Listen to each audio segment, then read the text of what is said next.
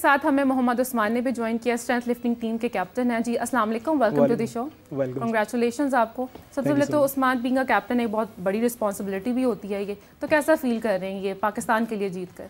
हाँ, it was my like third attempt. इससे पहले हम किर्गिस्तान में गए थे, हमारी पूरी टीम गई थी, तो हमने वहाँ पे अराउंड 11 to 13 मेडल्स विन किए थे।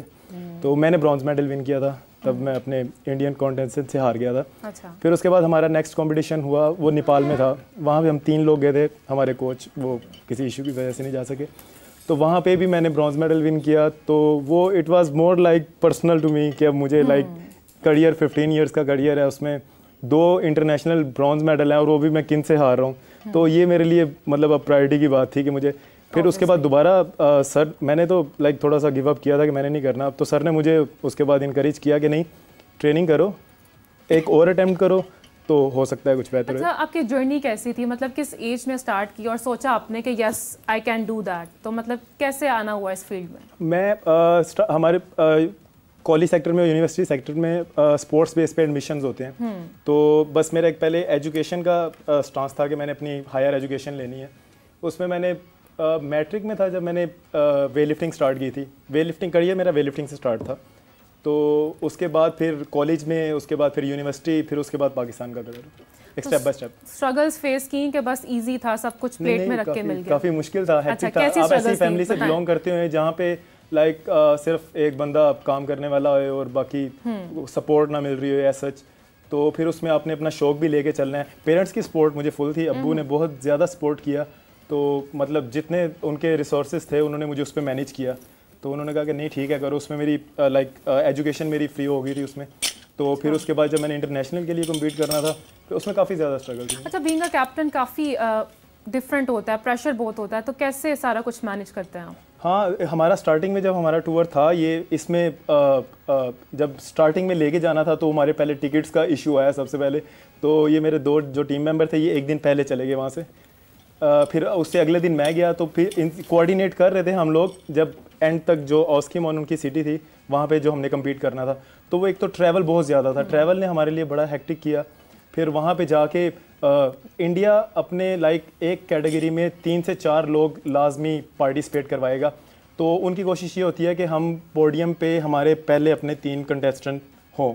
तो फिर उनमें से मेडल लेके आना वो काफ़ी स्ट्रगल वाली बात है। अच्छा, आपकी टीम छीनने वाली बात है। अच्छा, आपकी टीम में सिर्फ 3 ही लोग हैं कि और भी आपकी टीम है? नहीं, लास्ट टाइम जब हम किर्गिस्तान गए थे वहाँ पे हमारे 11 से 12 लोग थे हमारे। हम उस वक्त सारी वेट कैटेगरी में गए थे। नहीं, कितने मेंबर्स होते हैं एक टीम में? इसकी कैटेगरीज डिफरेंट है। होती हैं। Okay. आप एक, जैसे मैं 50 की वेट कैटेगरी में गई हूँ। अच्छा, वेट तो की वेट कैटेगरी में मेरे okay. साथ 50 के 3 और जा सकते हैं। इंडिया की जो टीम है वो हर वेट कैटेगरी में कम से कम 4 से 5 लोग लेके जाती है कि एक नहीं बंदा तो दूसरा बंदा तो जीतेगा ही। मतलब वो मेडल की टोकरी भर के लेके जाते हैं।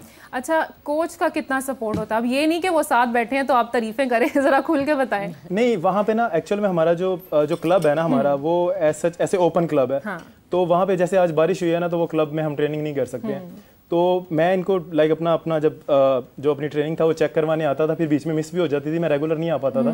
तो इन्होंने मुझे कहा कि उस्मान जहाँ पे मैनेज कर सकते हो वहाँ पे ट्रेनिंग करो, वीकली बेसिस पे मिड मंथ में आप मुझे अपनी एक ट्रेनिंग आगे चेक करवा दिया करो। अच्छा। ताकि मुझे आइडिया रहे कि आप ट्रेनिंग कर रहे हो कि नहीं कर रहे। तो फिर इस तरह वीकली बेसिस पे सैटरडे संडे क्लब ओपन होता था, अगर बारिश नहीं हुई भी, क्योंकि हमारा क्लब एक ऐसी जगह पे लाइक वो बड़ा मुश्किल हो जाता है। ओपन एरिया, ओपन क्लब है हमारा, तो एज सच प्लेस नहीं है हमारे पास वर्कआउट करने की।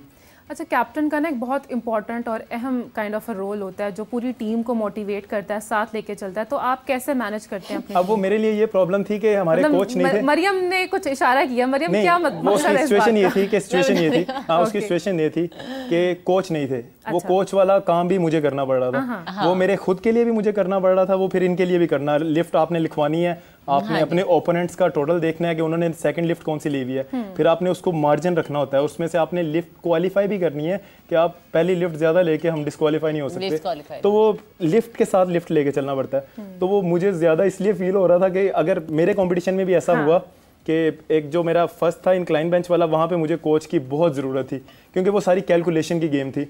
तो मुझसे थोड़ी सी क्यों मुझे आइडिया था कि मैं इस मतलब गोल्ड लेके आऊँगा, और मेरा इंक्लाइन बेंच पे मुझे ज़्यादा वो था कि मैं गोल्ड लेके आऊँगा, लेकिन वो थोड़ी सी कैलकुलेशन आगे पीछे हुई तो मैं उस पर सिल्वर मेडल हो गया।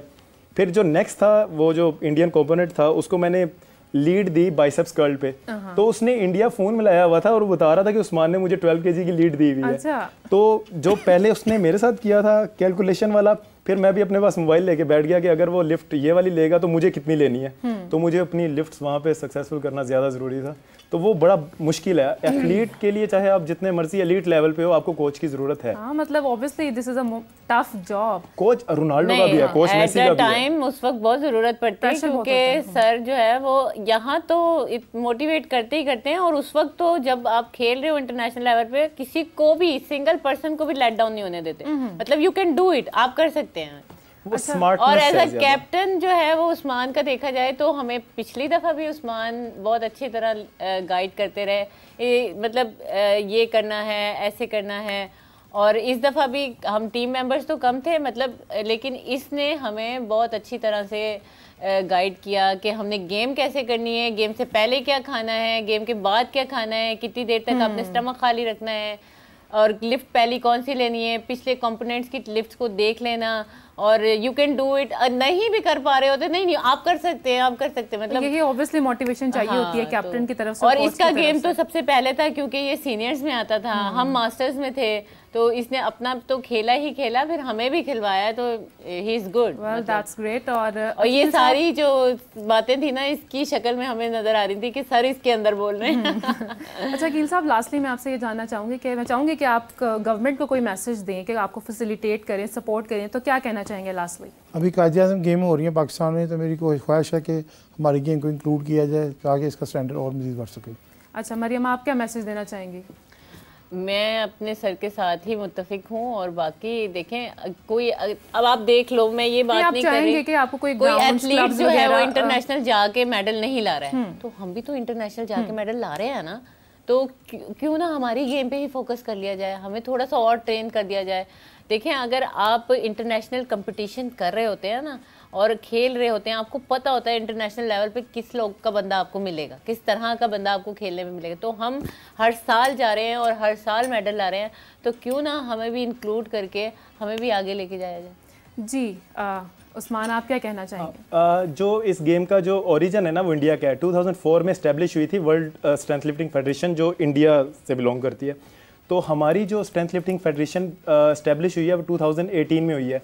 इससे पहले जितने भी कॉम्पिटिशन थे ना उसमें इंडिया के, मतलब आप नहीं उनसे मेडल लेके आ सकते, लेकिन विद इन 6 years हमने अपने आप को इतना इम्प्रूव किया है कि उनसे मेडल लेके आना, गोल्ड मेडल लेके आना। अराउंड 6 साल में हम 20 से ज़्यादा मेडल है हमारे पास। हमने थाईलैंड में पार्टिसिपेट किया, वहाँ पे विन किया, किर्गिस्तान में विन किया, नेपाल में विन किया, अभी फिर रिसेंटली कजाकिस्तान में। तो गवर्नमेंट को मैं ये कहना चाहूँगा कि जिस तरह आए दिन न्यूज़ दे रहे होते हैं कि इतने 1000 यूथ के लोग पाकिस्तान छोड़ के चले गए हैं, वो एक नेगेटिव चीज़ है। वो फिर जब आप अपनी कंट्री से बाहर जाते हैं ना, तो आप मैं उस्मान नहीं हूँ या मैं फिटनेस से बिलोंग नहीं करता, वो पहले ये पूछते हैं कि where are from, you are from Pakistan, मतलब आई एम फ्रॉम पाकिस्तान, तो मेरी पाकिस्तान की रिप्रेजेंटेशन है।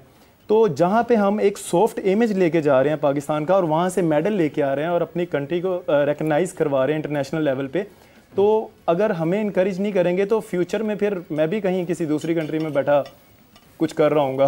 तो क्योंकि हमें जब भी हम पाकिस्तान में आते हैं ना, वो हमसे पूछते हैं कि आपको क्या मिला है। लाइक अगर हमें नहीं दे रहे, हमारी फेडरेशन को स्ट्रेंथन करें, फेडरेशन को एनुअली फंड्स दें, ताकि जो लोग ट्रेनिंग तो सब कर रहे हैं, लाइक ट्रेनिंग पे 1 and 10% पार्टिसिपेशन सबकी है, लेकिन उसके बाद उनके जो अपने जो लाइक घर को सपोर्ट करना है उसके लिए वो पार्ट टाइम जॉब भी कर रहे हैं। तो उन्होंने जॉब को भी लेके चलना है, ट्रेनिंग को भी लेके चलना है, डाइट को भी लेके चलना है, तो वो बहुत मुश्किल है उनके लिए।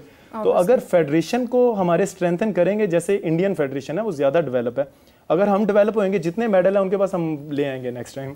गवर्नमेंट को चाहिए ऑब्वियसली कि ऐसी स्पोर्ट्स को भी सपोर्ट करें। क्रिकेट और हॉकी तो चलती रहती है, लेकिन ये जो छोटी छोटी गेम्स हैं इन्हें भी सपोर्ट करना चाहिए। मैं भी नहीं, इस गेम को आप छोटी गेम ना कहें, वजन उठाना कोई छोटी गेम नहीं है। मतलब आप देखें एक राड पे उस वक्त वजन है और वो लोग क्या तो फोकस नहीं आता ना लोगों को। इसकी मैं एग्जांपल ऐसे, आप छोटी गेम ना कहें, इसकी मैं एग्जांपल ऐसे देता हूँ, जैसे एक बॉलर 150 की स्पीड पे बॉल कर रहा है, फिर वो जो सेकंड बॉल कर रहा है 147 पे आ गया, उससे नेक्स्ट 145 पे आ गया, वो अपनी 100% पेस को मेंटेन नहीं कर सकता। जो हमारी गेम है ना, अगर मैंने 150 kg वेट किया है, उस पे मैंने 200% ज्यादा एफर्ट करूंगा तो 160 पे जाऊंगा और 170 पे यहाँ छोटी से मेरी मुराद ये है कि बड़े लेवल पर देखी नहीं जाती, जैसे क्रिकेट और हॉकी वगैरह को सपोर्ट किया जाता है। मैं एग्री कर रही हूं, ये गेम बहुत बड़ी है, आप यकीन करें, आप वजन उठाना it's not a simple task obviously. और अभी क्या मैसेज देना चाहेंगे पूरी अपनी टीम को और जो वो लोग जो आपको देख रहे हैं जो इस फील्ड में आना चाहते हैं? हाँ, मैं स्पेशली पेरेंट्स को कहना चाहूँगा कि अगर उनके बच्चे बाहर कोई स्पोर्टिंग एक्टिविटीज़ कर रहे हैं उनको करने दें। लाइक वो अगर आप उनको घर में बिठा के रखते हैं, उनको मोबाइल देते हैं, बाहर नहीं जाना, सिक्योरिटी का इशू है, ये इशू है, वो इशू है, वो जब तक पॉलिश नहीं होंगे वो एक अच्छे सिटीजन नहीं बन सकते। जहाँ स्पोर्ट्स जो है आपको सबसे पहले एक अच्छा सिटीजन बनाती है, आप में एक टॉलरेंस लेके आती है, आप में स्टिक एंड कैरेट वाला आ जाता है, थोड़ा सा आप में मैनेजमेंट स्किल्स आ जाती हैं आप में। तो अगर वो फ्यूचर में एक अच्छा एथलीट नहीं भी बन पाएगा, वो एक अच्छा सिटीज़न लाजमी बन जाएगा। क्योंकि स्पोर्ट्स मतलब आपने अगर हार रहे हैं तो एक ग्रोथ माइंडसेट बन जाता है कि आपने नेक्स्ट कंपटीशन में दोबारा जाना है, तो वो एक प्रोग्रेसिव सोच बन जाती है उसकी। तो अगर लाजमी नहीं है कि हमने उसको वर्ल्ड चैंपियन बना देना है, एटलीस्ट आप स्पोर्ट्स उसको एक अच्छा सिटीजन बनाने के लिए। वेल, आई आल्सो होप कि this game become big in future. और इसी के साथ now it's time to wrap up the show. आपसे मुलाकात होगी नेक्स्ट एपिसोड में, मुझे दीजिए तब तक के लिए इजाजत, बाय बाय।